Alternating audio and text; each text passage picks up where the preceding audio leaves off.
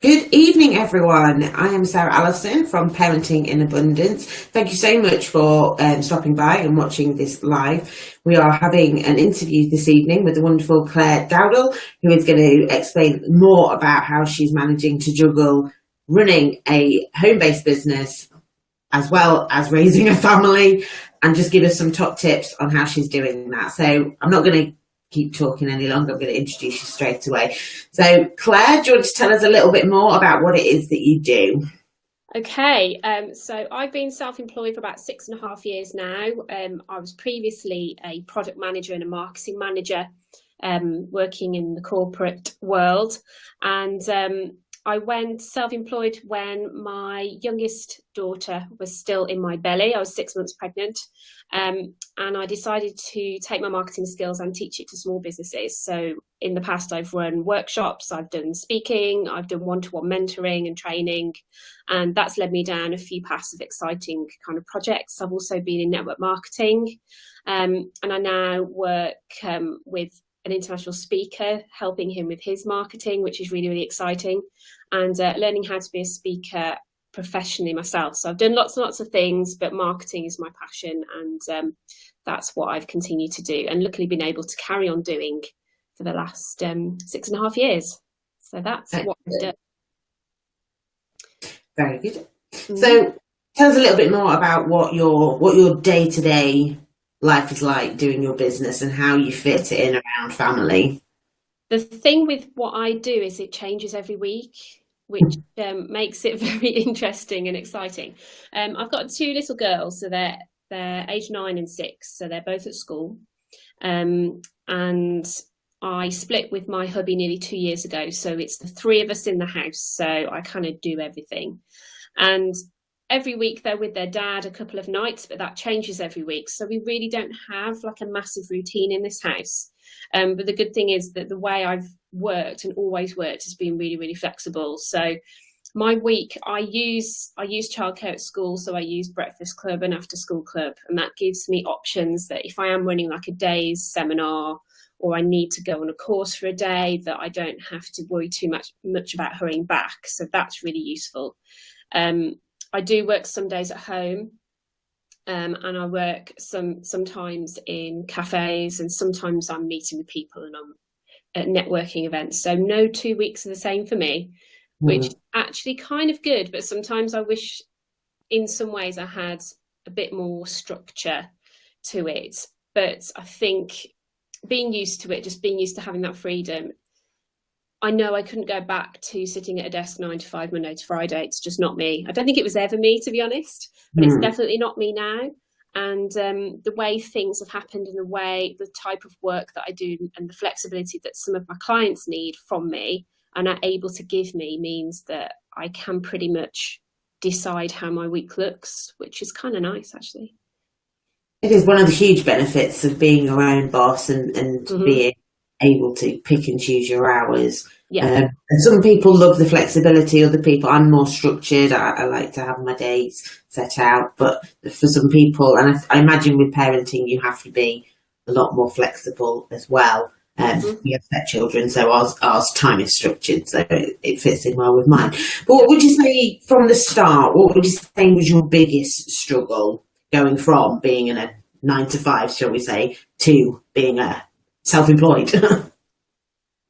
I think the biggest struggle, I guess, is the shock of not having that same monthly salary coming in and knowing that every penny of that is down to you from zero to whatever you earn that month is completely down to you and not just down to whether you've still got a job. So the security of a regular income is different, but I was kind of okay with that. Because when I actually went self-employed, I went almost immediately straight into maternity leave. But the other challenge I obviously then had was I finished work in the August, and from the end of November, I had a newborn, and I was out. I took her in a sling to a networking event, it was like an exhibition. That was interesting. She didn't like that very much. That was an experiment. And I found a couple of networking groups where I could take her along, which is quite good. a little bit later. So there's a group called Biz Mums that I've used quite a lot. So I was able to still network, but I didn't have very much time. So actually finding little pockets of time to get stuff done was kind of tricky. But I did have my in-laws around as well, and I did put her into nursery half a day a week from 4 months, and just that half day was a really useful time for me to just breathe and get stuff done, and get a bit of work done as well. So that was challenging, is actually trying to start and build a business around working out how I was going to manage childcare at the same time. Was kind of interesting. It wasn't as straightforward as just having a job and going back part-time. It was literally from the ground up. So that was fun. But it worked. You made it work, and that's I think a lot of it is trial and error, and you're going to make mistakes, you're going to get it wrong, but you try something else until you find what suits you and your kids, really. Exactly. What impact do you think being a parent has made on being a businesswoman as well? It's obviously it changes you as a person. So what impact do you think it's had on being a businesswoman? Do you know what? I've always kept it almost kind of separate. So I don't define myself in business by being a parent too much. So, I've tried not to, although I have taken my little one, to networking, and, I've taken her to that exhibition and stuff. I keep my business as my business, and it's not my business around my children. It's my business and my children and how they work around each other. And I think that's important to kind of keep that identity of, I'm a mum at home, but I'm a businesswoman as well, not I'm a mum in business. So that's the sort of philosophy I have about it, is that I think it's a mentality of, you're in business for your children. And that you should use your children as a reason to build your business and not an excuse not to. And that's a phrase that was used in the network marketing business that I was involved with. It's very easy to say, I can't work today because my child is ill, or I can't go to this event because I can't get a babysitter. And it's that looking at your priorities and making sure your children are the ones that drive you forward.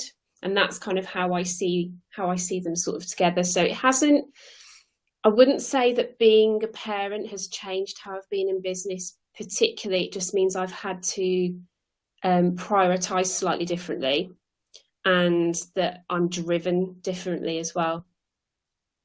And that's a really good point, actually, because often we're asked to talk about our reason why and why we do this, and a lot of people say, it's for my family, but actually I think it's important to know that sometimes it's for you, and that's okay. It's not selfish. Exactly.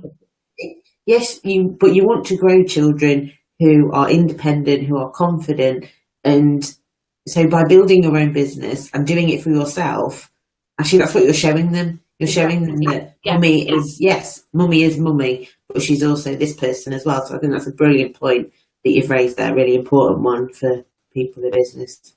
Being an example to them is more important than just being there for them, if you know what I mean. You can be there for them in the room, you can be doing what you're doing around the house and everything, but the better, I feel like the most important thing you can do for your children as a parent is show them the way and be the example that they look up to, so they kind of don't need to look elsewhere for role models. I want to be their role model. I don't want them to feel like they have to look elsewhere for that example to follow. I think that should be me.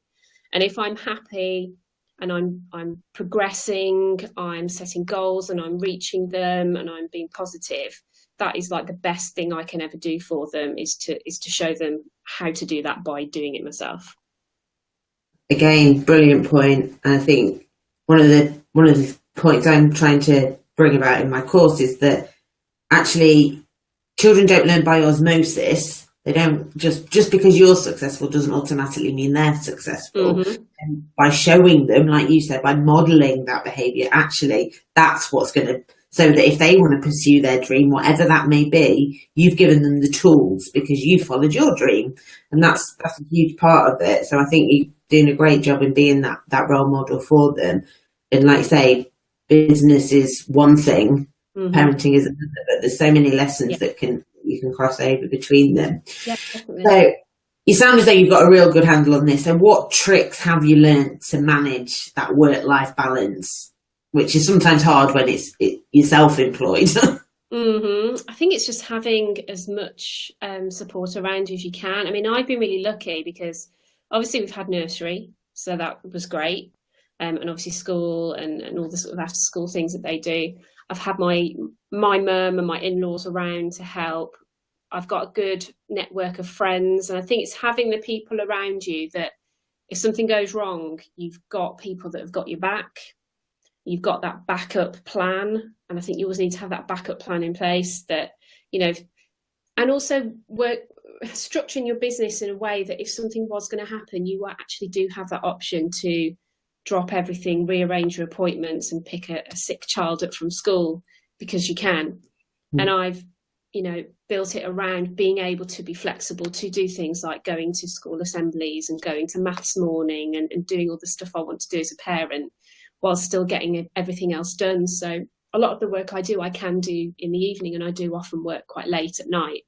And it means that I can be a little bit more flexible at other times. So I think the best thing for me has been just giving yourself as much flexibility as is possible without sacrificing the quality of service or whatever that you're giving to your clients and your customers. Your customers shouldn't be able to see what's going on in the background.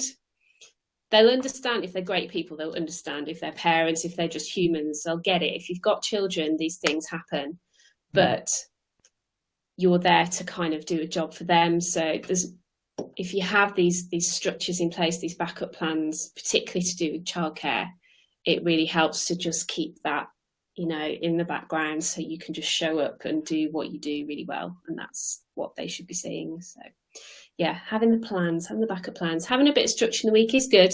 Can't say I'm a great example of that because, as I say, every week is different for me, but kind of that's how I built it because that suits me.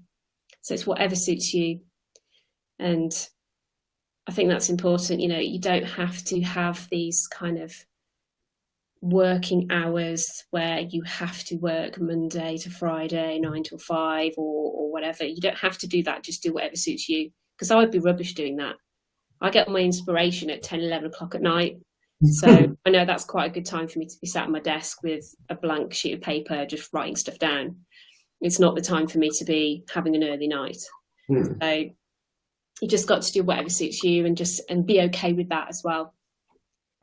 Yeah, very important. Like you say, it's being okay with that. And some people struggle with flexibility. Some people feel that between certain hours they've got to be available, or they've got to be available all the time. And actually, it's really good to be able to say, well, actually, no, I'm available between these hours. Exactly. Setting the expectation is so important.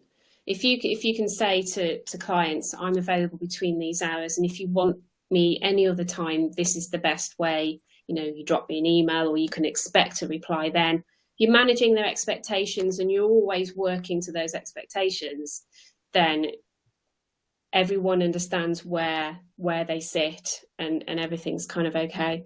So be upfront about it. Yeah, exactly. And be okay with saying no. If they're asking you for something that they want that delivered there and then, and you know, actually I can't do that because I've got a parents' evening, I've got a play or whatever, then it's okay to say, well, actually no, I'm not able to do it then.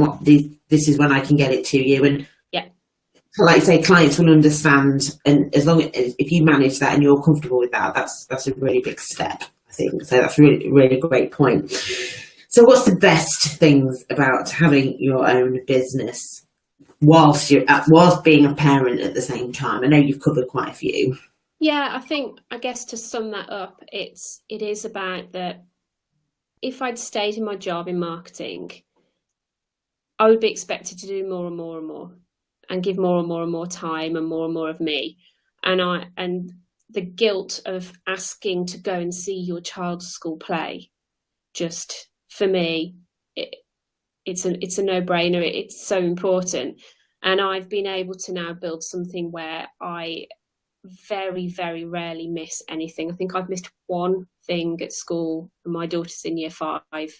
I've seen everything and been able to work around it. That is the very best thing about being able to be in control of my week, the volume of work I'm doing when I'm doing it, and just working it all in. So that you can't put a price on that. No, you can't. It is one of the best things, and I think that's what people aspire to when they think about being a business owner. They think of that flexibility and not missing out, being able to be present. And it can take work to get to that point. It can take some sacrifices, but actually that's the biggest takeout from it, is that time freedom that you're given through self-employment. So one last question before we go, and that is, if you could go back in time, but with the knowledge you have now, what bit of advice would you give yourself when you were starting out?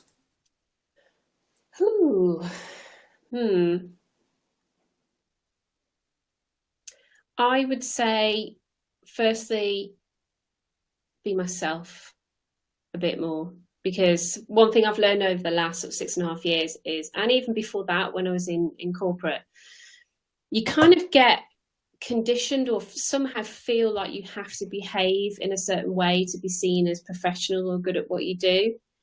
And I think people see through that. If you're pretending in some way, you're kind of putting on some kind of mask, people will see through it. And I really, really believe that for people to trust you in business, for you to do well, for you to really, really enjoy it, you have to be completely yourself and authentic as much as you possibly can be. I kind of hate that word in some ways. It's a bit of a cliche, but it is exactly what I mean. I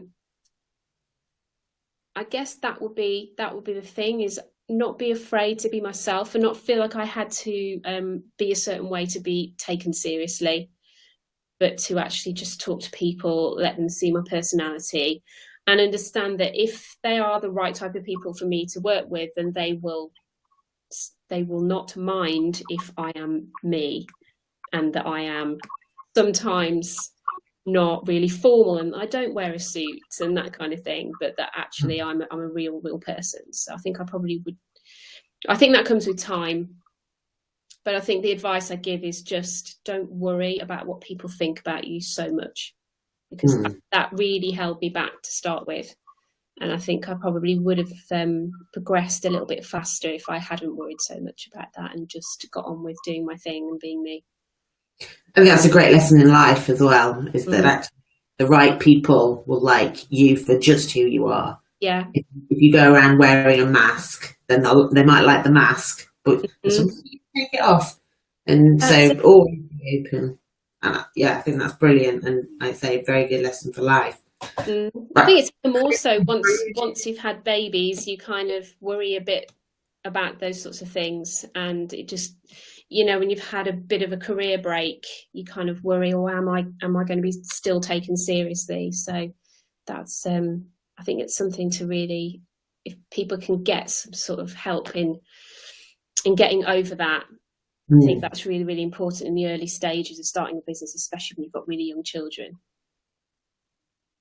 Yeah, I agree. I think you're right. I think that it's that confidence is shaken, especially if you've worked in a corporate world, because we all know there's the gender differences and the pressure that's put on women, and actually it's accepting that the rules have changed. Yeah. And so you can be a mum and successful. That's perfectly possible. There's plenty of women out there doing it, and there's no reason why you can't do it.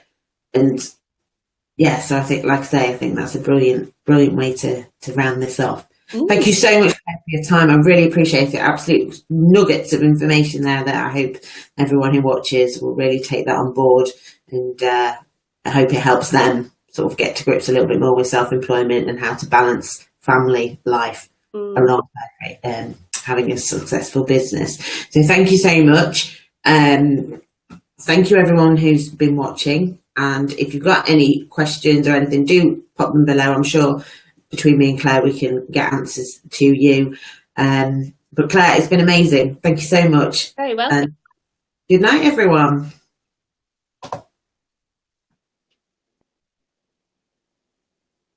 Right, there we go.